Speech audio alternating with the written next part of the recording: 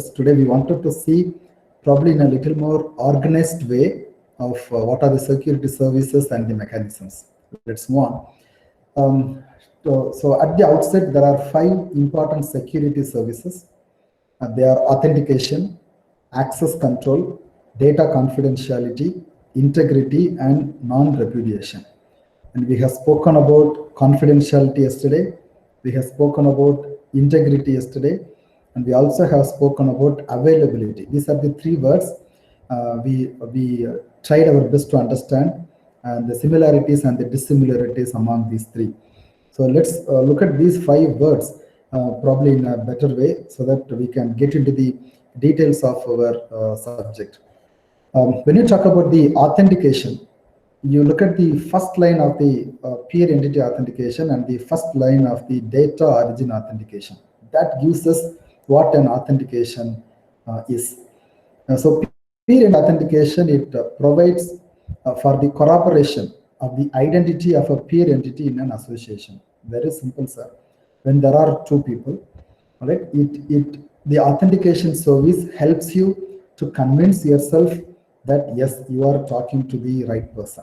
All right, the person whom I have connected myself is the right person. That's the meaning of authentication, peer authentication specifically. What is then data origin authentication? Simply, when you get a data from someone or when you get a file from somebody, the other side, you have to convince yourself that yes, you have got the file from the right person. Okay, provides the corroboration of the source of a data unit. Somebody claims that this is what I have sent, and you have to see that yes, he is the right person, he has only sent it. So if you are able to convince yourself, then that is data origin authentication. In general, if I tell you the example of authentication, you can easily understand. Authentication is when you try to log into your Gmail account, you give your username, maybe for instance, emmanueljanraj@gmail.com is my email ID. It suddenly asks for password. Okay, in the password, you can see a statement, confirm that it is you, right? So which indicates once you give the authentication, once you give the correct password, it is going to authenticate you. Yes, he is the right person who is going to use this email service with this account, emmanueljanraj@gmail or Karnia XYZ, right? So that is called authentication. So password is the best example for you to understand what an authentication is. Moving on, we have another word called access control, right? Access control is very simple again. I can even connect it with authentication. For itself, whether I am authenticated to use this data or to work on this data or not. For instance, finance section, there is the finance officer is available, and now this finance officer is the authorized person to log in and work on the financial information, maybe the fee dues and the fee collection details, no due certificate creation, lot of other things which are related to fees. He's the only authenticated person who can do that. All right. Being the head of the department, if I log into the Editor system, I'm not getting any access to the fee collection or fee related screens. I cannot make any change, but I can work on the attendance, approval, rejection, XYZ. But the finance officer has no rights to reject or approve the attendance request of any student or faculty. All right, this is called access control. Right, though I have the access permission to the system, I'm not permitted to access everything. Right, so the ability to limit and or control the access to the applications, because that is what access control is. Right, each entity trying to gain access must first be identified or authenticated so that the access rates can be tailored to the individual. For instance, I'm also working at the admissions of our department, but not every faculty will be given the permission to look at the EOI, that is called expression of interest, phone numbers, from where they are applying, what is their 10th mark and +2 mark. It is the admission coordinator and the head of the department has the access to view, not all. Though even you are able to access into Editor system, you don't have the access to view certain things, but you have the permission to access certain things, which I do not have. Right? This is what access control is. What we have seen about authentication is different from access control, but authentication plays a major role in access control. Right. Then about data confidentiality, we have learned about this yesterday, keeping something secure. All right. So protection of transmitted data from passive attack, protection of traffic flow from analysis. These are the keywords I have given. Very simply, suppose I am sending a data to my friend through email. Now I should have a mechanism to see that nobody else has seen this. For instance, in your WhatsApp, you are having end-to-end encryption. WhatsApp claims that these messages even cannot be intercepted by the WhatsApp servers. I do not know how far it's true, but that's a claim, which means it is a sender and the receiver only can see this information. For all the other people who are not involved in this direct communication, the data or the message which are exchanging is ineligible, it's not legible, that they cannot understand what it is because it's all encrypted. All right, so that is what confidentiality is all about. Okay, we have spoken about authentication, access control, confidentiality. Let's further move on. Is about the data integrity. If I tell you what a data integrity is, you can recall our statement yesterday that if suppose I'm sending a message that tomorrow will be a working day, and if the message is received as if tomorrow is a holiday, then there is no integrity. The data is somewhere, it is changed, it's manipulated. All right. Now the data integrity is one of the important services. Okay, what is achieved by data integrity? We can read from this. It assures that messages are received as sent. Okay, with no destruction, no duplication, nothing is not added, newly inserted. It's not modified. 4 is not converted into 2, or 5 is not converted into 25. Reordering, second message is not taken first, and vice versa, or replace. The message is not sent again and again and again. All right, these are all the services we expect from data integrity. All right. Then we have got non-repudiation, a simple claim that after you have sent a message, there should be a mechanism for the receiver to say, yes, you have sent this message. All right. Or and the other way, you should have a mechanism that yesterday I sent a message to you. You are saying, no, I sent it. All right. So you should have the mechanism to claim that what has happened. Okay. So you can see the first line, it prevents the sender or receiver from denying their transmitted message. Not only that, the second one, when a message is received, the sender should be able to prove that I have already sent it. Look at this, you have received it. So this is called non-repudiation. This is also the expectation from the security services. And the availability I have spoken, this is to thwart the denial of service attack, right? Okay, what are the security mechanisms? Again, we'll talk about some new keyword. In security mechanisms, we talk about the encipherment. Okay, it's the use of mathematical algorithms to transform the data into a not readily intelligible.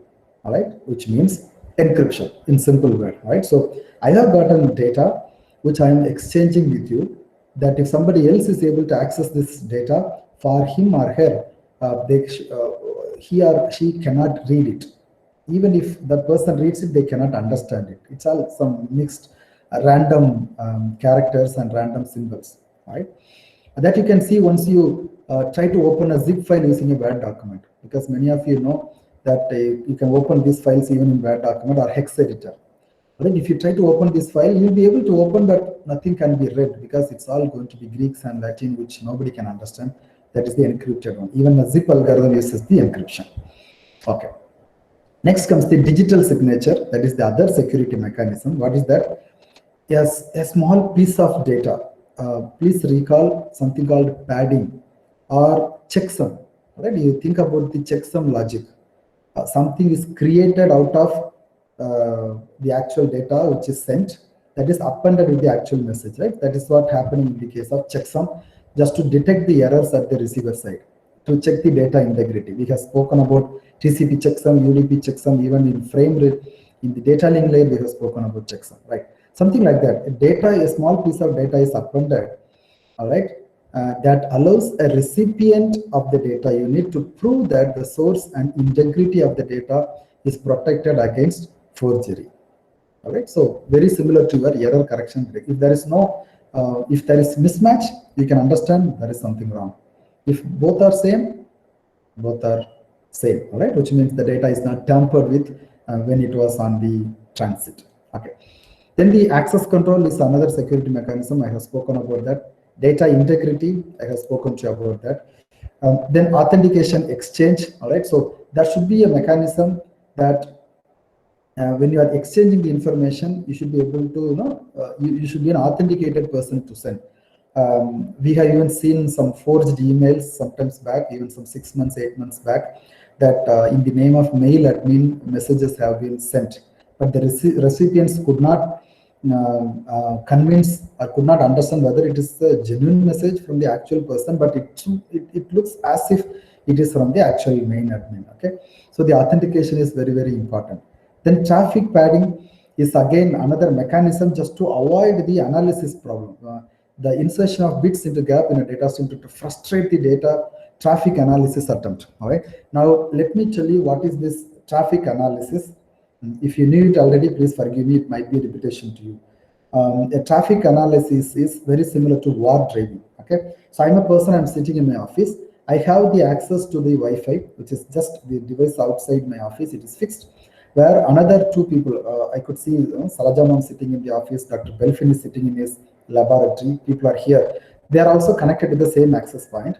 Now, if I make my machine to work in the promiscuous mode, I also can capture the messages which are exchanged among them. Okay, it could be in an encrypted format. All right.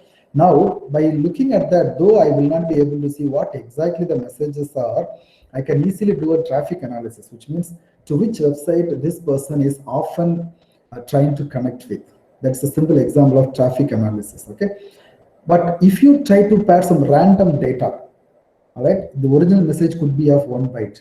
I'm sorry, 1 kilobyte, but you are adding another some 26 or 250 bytes into the information in the wherever you find the gap. Now the person who is doing the traffic analysis will be slightly confused. Okay, that is called traffic padding, the other security mechanism. Then routing control, we know about that. By having the actual mechanisms, we can even decide to which route, through which route the packet has to be or can be forwarded to the other networks. That is coming under the routing control. Then notarization, somebody has to endorse you. It is very similar to the e-pass mechanism, right? Suppose even today that is in practice, people who are coming from other states to enter into Tamil Nadu are supposed to get the e-pass, all right? You are one entity, you are going to visit Karunya campus, these two are separate entity, but who is permitting? There is another official, another mechanism is sitting there who gives you a stamp, yes, you are permitted to go, okay? So that third party should be a trusted one, okay? So that also should be available when you go for the security mechanism. We call it as a notarization, okay? I'll tell you a simple example that suppose you need to have permission to access a particular service in a server. But whenever you go to this server and try to access it, it asks for username and password. You give the username and password. It is already stored in the encrypted format. It does the decryption and it checks whether you are the right person. If it is doing this for everybody, if you are, if it is happening for everyone, the server will always find itself doing only the authentication done using its actual service, right? So for that, we use something called Kerberos. We are going to learn about them in the 4th or 5th unit, I suppose, right? So that's the best example of a third-party authentication, where you will go to somebody else, submit all your documents. He will take his time, verify everything. He will give a certificate which cannot be tampered. That certificate, once it is handed over, once the other person sees the certificate, he will say, okay, you come in, or you are not permitted, all right? Or in other words, if I take the real world example, something like a recommendation letter, okay, in order to go to a particular place, suppose you need to get a letter of recommendation from someone, or suppose you go for higher studies, you need the letter of recommendation by a third party, maybe your head of the department or your mentor, and that letter has to be endorsed by that person, which will be submitted. Then that is one of the requirements for going for higher studies, as you know. These all are the example of your notarization, the third party authentication. Okay, so these are the security mechanisms. All right, so we have learned a lot of keywords. So all these keywords should be known to you. You should not confuse these words along with the other one. You should know what is non-repudiation, what is integrity, what is confidentiality, what is access control, what is availability, what is encryption, decryption, encipherment, okay, and notarization, multiple things. All right, so try to recall what these points are and what are they trying to convey. Right now, let's get into something called symmetric cipher model.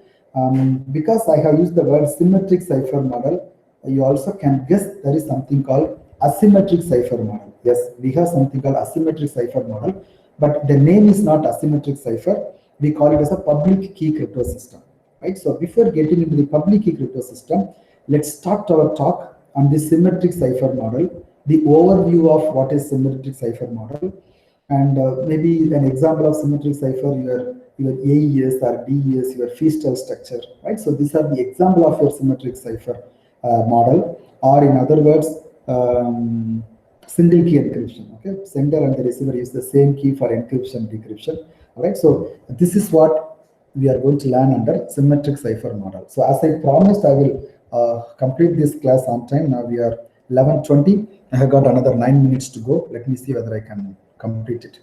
All right, so to know about that, we have to know certain terms. Okay, they are not new to you, friends, but you just listen to that, you can recall whether they are right or wrong. Okay, there is something called plain text. What could be a plain text? Because these are all the words which you'll be using repeatedly during our discussion. So it's better if you know what's the meaning of these words. Okay, an original message is known as the plain text. So whatever you are trying to convey to the other side, for example, wish you a happy Christmas, all right, or wish you a happy Pongal, whatever it is, right? So when you send a message, that's the plain text. Actual message is the plain text. Okay, then what is the cipher text?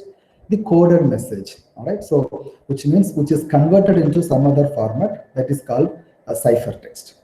The third one is the process of encryption. So the process of converting the plain text into cipher text is encryption. All right. What is the decryption? Do it in the reverse way. The process of converting the cipher text into plain text is the decryption. You know that. What is the cryptography? The schemes used for encryption constitute the area. Okay. So cryptography combines almost everything. What is the encryption algorithm, the key which is used, all these things, right? Okay. Techniques used for deciphering a message without any knowledge of enciphering is called cryptanalysis. Cryptanalysis is on a positive side. It also can be taken as attack if it is from the unauthorized person. Okay, so you have some methodology and standard steps to decipher a message, but you do not know the algorithm, you do not know the key. That is called cryptanalysis. It is even used as a positive side as well as on the negative side. Okay. Then the area of cryptography and cryptanalysis are called cryptology. So these are the words. Let's move on. All right. So this is the symmetric cipher model. By looking at the diagram, don't think this is very complicated. Nothing, sir. This is going to just recall whatever you have spoken so far, right? So you have got the plain text input here. That's your plain text. It goes through some transmission. That's okay. After that, you got the plain text at the receiver side. Okay. So sending side, it should be plain text. At the receiver, at the end user, he also should get the plain text. Okay.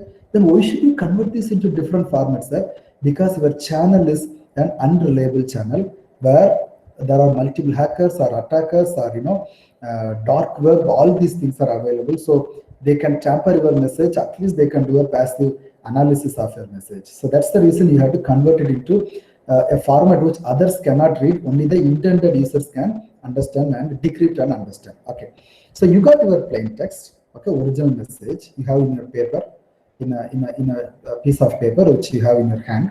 You give it to the encryption algorithm. Here the encryption algorithm is shown as a black box. So algorithm, what is happening inside is not known to us now, but of course it's an open document. So you have got the encryption algorithm in place. So your original plain text is given and there is a key. Okay, the key is used to open this, put the paper inside and lock it so that others cannot open it. So what happens? For example, if you have this encryption algorithm denoted by E, it's a function. Generally, it will go for a permutation and combination and substitution. Okay, it will put the characters in multiple different places in a jumbled way, apparently. Then sometimes the A may be replaced with C and C may be replaced with alpha and so on. So substitution. So permutation, combination, substitution. That is called your encryption algorithm is all about. Okay, so you have this as a function. We call it as E. E is the function. Okay. Encryption algorithm is denoted by E, which takes two parameters. What is that? Your plain text and a key value. Okay, these two are given as the function to the encryption algorithm. So the result is your ciphertext. Okay, in this example, your original message is denoted by X. Let me use a pen here. Okay, your original message is taken as X. Okay, and you have another parameter called key. Okay, this X and K will be the input for the encryption function. So this is your encryption function, which takes your message X and key.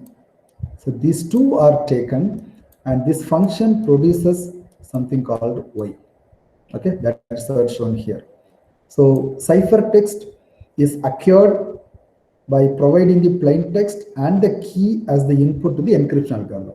So you are supposed to have the encryption algorithm, which takes at least two parameters, the actual message to be encrypted and the key value. All right. Now, this is the sender side. Okay, whatever is here, this is all sender side. Now, whatever is on this side, this is all the receiver side. What is in between? This is your transmission link. So this transmission link could be unsafe. Okay, so the ciphertext is transmitted over this link. So when you have at the receiver side, receiver, when it is receiving, he will have the ciphertext. Now what should be done? You should decrypt it. So decryption is many a times necessarily the reverse of your encryption. So decryption is normally denoted by capital D. Okay, so decryption is a function which takes two things. What are those? The key is taken, and what is the other one? The ciphertext. Okay, so key and the ciphertext is taken for the decryption algorithm. That will produce the original one. So don't you understand? E and D is supposed to do the reverse of each other. Many a times, except on few cases, they are reverse of each other. All right. So you got the encryption on the sender side, decryption on the reverse side, receiver side. So encryption requires the key and the original message. Decryption requires the ciphertext and the key, so that you'll be able to get the plain text. So now our focus is going to be learning and designing the encryption and decryption algorithms. Because if you write an encryption algorithm, there should be a corresponding decryption algorithm. Otherwise, your encryption algorithm is a piece of waste, right? So moving on. These are the words. Plain text. This is the original intelligible message. Okay. Encryption algorithm performs various substitution and transformation on the plain text, because I have just told. Secret key, it's the independent value of the plain text. So there should not be a relationship between the plain text and the key. Okay. So the exact substitution transformation performed with the algorithm is depending on the key. Okay. Ciphertext is a scrambled message. Decryption does it in the reverse way. Okay. But the point we have to remember is we don't need to keep the algorithm secret. We need to keep only the key secret. I'll tell you the reason. One of the reasons I'll tell you, if you think that you have devised a new algorithm, which you keep it very safe, you do not know whether the algorithm can really perform well or not. Okay. Once you make the algorithm as a public document, then multiple people across the world can contribute and help you to understand the flaw or the loopholes in the algorithm to make your algorithm better and stronger. All right. Hence, generally the algorithms are publicly published. Okay, it's an open document. For example, RSA algorithm is published, DES, RSA, Blowfish, Triple DS. Every of these algorithms are open published algorithms. Okay, but the secret depends on the key. All right. Now the key has to be kept very, very secure. Okay, I think I'll stop here. I keep my word. I have got 1 more minute.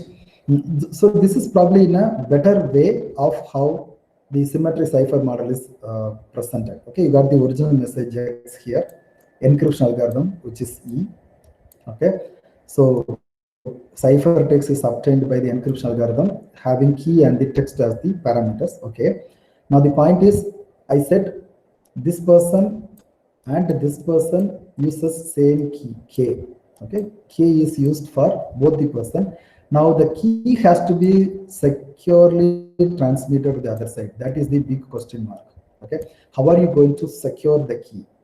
Because the receiver and the sender must use the same key, the symmetric cipher model. Now the key has to be securely transmitted, so we depend on a secure channel for exchanging the key. And for exchanging the key, we have got Diffie-Hellman key exchange. Even RS algorithm can help you to exchange the key and so on. All right, so we'll learn about that. So key has to be exchanged in a secure way so that at the receiver side, you'll be able to get the original plain text. So what cryptanalysts will be able to try, they will be able to try either the key and the original message and the key. And if they are successful, your system is broken. If they are unsuccessful, your system is strong. Right. So I plan to use this green board or blackboard to do some calculation, but I promised something else at the start of the session. So I stop my presentation here, and I also wind up the class for today.